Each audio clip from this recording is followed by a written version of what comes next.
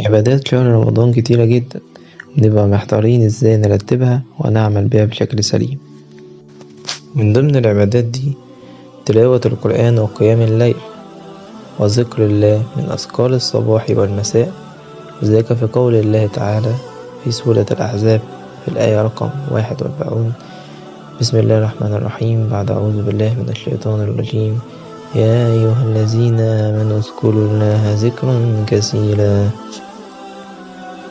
طبعا من ضمن العادات اللي احنا بنتفق عليها في الشهر الكريم هو الامتناع عن الطعام والشراب، بس هل يا ترى ده المغزى يعني من خلال الشكل الظاهر للناس من قيام الليل وإداء الأذكار والامتناع عن الطعام والشراب خلال فترة الصيام؟ ولا هل هتكون العلاقات بين الناس ليها رأي آخر وحسن التعامل مع الآخرين خلال اتباع سنة نبينا محمد صلى الله عليه وسلم؟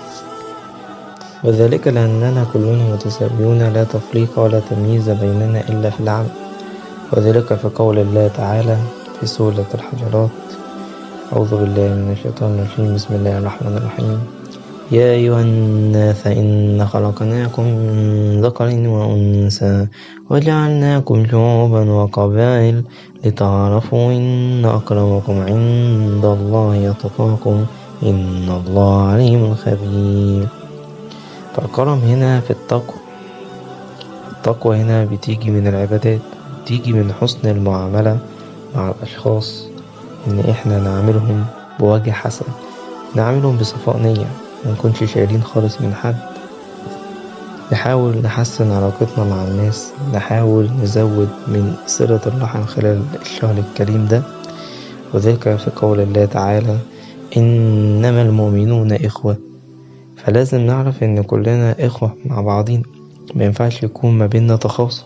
الكلام ده مش في الشهر الكريم بس، الكلام ده في باقي السنة كلها، ولكن الشهر الكريم ممكن يكون فرصة إن احنا نرجع التخاصم ده ونرجع صلة الرحم بين الناس ونحسن علاقتنا، وكمان إن احنا نقدر نجتاز الغيبة والنميمة على الآخرون.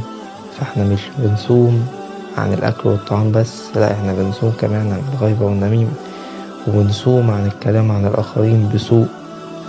العلاقات وحسن التعامل مع الآخرين من العبادات اللي بيغفل عنها كثير من الناس، ودي فرصة جت لنا في الشهر الكريم إن احنا نحسن من علاقتنا وتعاملنا مع أقاربنا ونرجع صلة الرحم ونقويها.